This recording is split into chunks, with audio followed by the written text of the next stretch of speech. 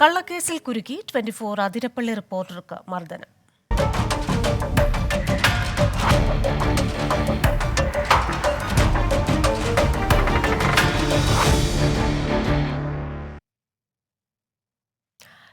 Athirappilly reporter റുബിൻ ലാലിനെ June 7 വരെ remand ചെയ്തു. ജാമ്യാപേക്ഷ Chalakudy judicial first class magistrate കോടതി നാളെ പരിഗണിക്കും.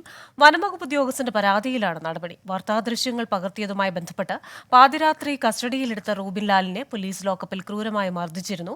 8 മണിക്കൂർ ലോക്കപ്പിൽ വിവസ്ത്രരാക്കി. CI ആൻഡ്രിക് ഗ്രോമിക്കിന്റെ നേതൃത്വത്തിലായിരുന്നു മർദ്ദനം. കുറെ നേരം കഴുത്തി പിടിച്ചു. ഇങ്ങനെ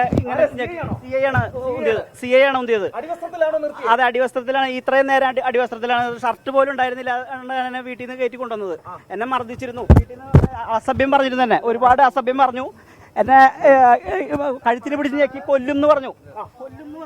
സി ഐ ആണ് കൊല്ലുന്ന് പറഞ്ഞേ. CI എന്നെ വെച്ചേക്കില്ല എന്ന് പറഞ്ഞേ.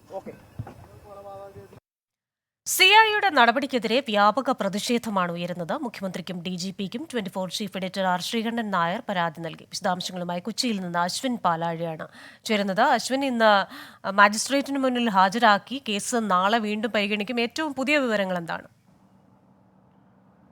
കൃഷ്ണ, നാളെ ജാമ്യാപേക്ഷ പരിഗണിക്കുമെന്നുള്ളതാണ് ഏറ്റവും പ്രധാനപ്പെട്ട കാര്യം. എന്തായാലും ഇന്ന് ഈ കോടതിയിൽ ഹാജരാക്കിയപ്പോൾ തന്നെ ഇതുമായി ബന്ധപ്പെട്ട് നടന്ന കാര്യങ്ങളിൽ വിശദമായൊരു മൊഴി നൽകാൻ റൂബിന് അവസരം നൽകിയിരുന്നു. കോടതിയിൽ നടന്ന കാര്യങ്ങളെല്ലാം തന്നെ റൂബിൻ വിശദമായി പറയുകയും ചെയ്തിരുന്നു.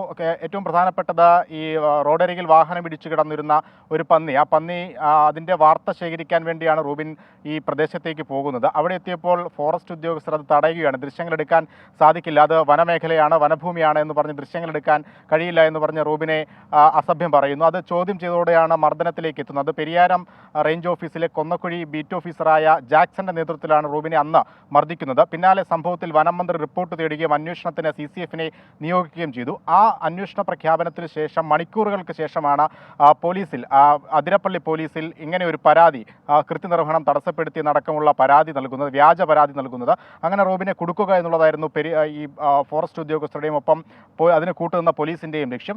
എന്തായാലും അതിനുശേഷം പിന്നീട് നടന്നതെല്ലാം ക്രൂരമായ കാര്യങ്ങളാണ്. വീട്ടിൽ നിന്നും കൊടും കുറ്റവാളിയെ പോലെ രാത്രി എത്തി പിടിച്ചുകൊണ്ടുപോകുന്നു, പോകുന്ന വഴിയെല്ലാം മർദ്ദിക്കുന്നു. ഈ തെളിവുകളടങ്ങിയ, ഈ ബീറ്റ് ഓഫീസർ മർദ്ദിക്കുന്ന തെളിവുകളടങ്ങിയ, ദൃശ്യങ്ങളടങ്ങിയ മൊബൈൽ ഫോൺ CI ആൻഡ്രൂ ഡൊമിനിക്കിൻ്റെ നേതൃത്വത്തിൽ അത് എറിഞ്ഞുടയ്ക്കുകയും പിന്നീട് തോട്ടിലെറിയുകയും ചെയ്യുന്നു. അങ്ങനെ തെളിവ് നശിപ്പിക്കാൻ കൃത്യമായ ഗൂഢാലോചന അടക്കം ഈ സംഭവത്തിൽ ഉണ്ടായി എന്നുള്ളതാണ് ഏറെ ഞെട്ടിപ്പിക്കുന്ന കാര്യം. എന്തായാലും ഇതിൽ കൃത്യമായ ഗൂഢാലോചന വനംവകുപ്പിലെ ചില ഉദ്യോഗസ്ഥരും അതിരപ്പള്ളി CI അടക്കമുള്ള പോലീസ് ഉദ്യോഗസ്ഥരും തമ്മിൽ നടന്നു എന്നുള്ളതാണ് ഏറ്റവും പ്രധാനപ്പെട്ട കാര്യം. എന്തായാലും 7-ാം തീയതി വരെ റൂബിൻ റിമാൻഡിലാണ്. നാളെ ജാമ്യാപേക്ഷ പരിഗണിക്കുന്നുമുണ്ട്. നിലവിൽ കോടതിക്ക് ബോധ്യമായ കാര്യങ്ങളൊപ്പം നാളെ പോലീസ് നൽകേണ്ട ചോദ്യങ്ങൾക്കുള്ള പ്രധാനപ്പെട്ട ഉത്തരങ്ങളുണ്ട്.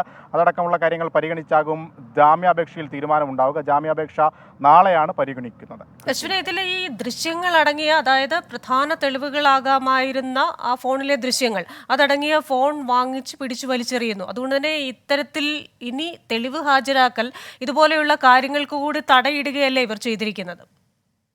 തീർച്ചയായും. അതുകൊണ്ട് തന്നെയാണ് ഇതിൽ ഗൂഢാലോചന എന്നുള്ള ഒരു കാര്യം വളരെ വലിയ രീതിയിൽ പ്രതിഫലിക്കുന്നത്. കാരണം ഈ സംഭവം ഉണ്ടായി മണിക്കൂറുകൾക്ക് ശേഷമാണ് പരാതി നൽകിയതെന്ന് നമ്മൾ പറഞ്ഞു. പ്രത്യേകിച്ച് ഈ ഫോറസ്റ്റ് ഉദ്യോഗസ്ഥർ പരാതി നൽകിയത്. അതിനുശേഷം പോലീസിൻ്റെ നടപടികൾ അതിവേഗത്തിലായിരുന്നു എന്നുള്ളതും ശ്രദ്ധിക്കേണ്ടതാണ്.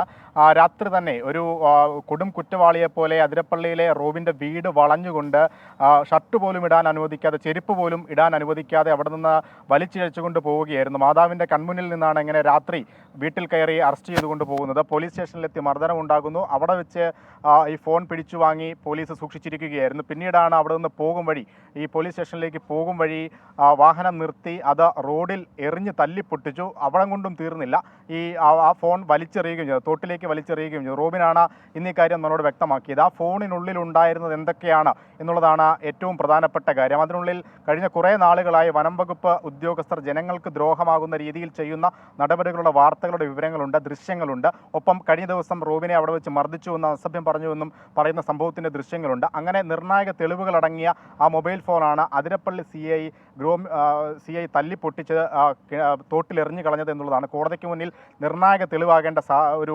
സാമഗ്രിയായിരുന്നു ആ മൊബൈൽ ഫോൺ. അതിലെ ദൃശ്യങ്ങൾ പുറത്തുണ്ട്, നമ്മുടെ കൈവശമുണ്ട്. പക്ഷേ ആ ദൃശ്യങ്ങൾ പകർത്തിയ ഫോൺ പ്രധാനപ്പെട്ട തെളിവാണ്. ആ മൊബൈൽ ഫോണാണ് തകർത്തെറിഞ്ഞത്. അതിലൂടെ ഈ ഫോറസ്റ്റ് ഉദ്യോഗസ്ഥർക്ക് രക്ഷപ്പെടാനുള്ളൊരു പഴുതുകൂടി ഈ അതിരപ്പള്ളി CIയുടെ നേതൃത്വത്തിലുള്ള പോലീസ് സംഘം ഒരുക്കിക്കൊടുത്തു എന്നുള്ളതും ഏറെ ശ്രദ്ധേയമാണ്. മന്ത്രിയുടെ ഉത്തരവിന് പോലും പുല്ലുവില കൽപ്പിച്ചുകൊണ്ടാണ് പരാതിയുമായി മുന്നോട്ട് പോയതും പിന്നീട് പോലീസിന്റെ ഭാഗത്തു നിന്ന് വഴിവിട്ട സഹായം ഈ ഫോറസ്റ്റ് ഉദ്യോഗസ്ഥർക്ക് ലഭിച്ചത് എന്നുള്ളതും ശ്രദ്ധേയമാണ്. എന്തായാലും കോടതിക്ക് മുന്നിൽ ഇതൊക്കെ നിലനിൽക്കുമോ? എന്തിനാണ് രാത്രി ഇങ്ങനെ അറസ്റ്റ് ചെയ്തുകൊണ്ട് പോയത്? അറസ്റ്റ് വാറണ്ട് ഇല്ലാതെ എന്തിന് അറസ്റ്റ് ചെയ്തു?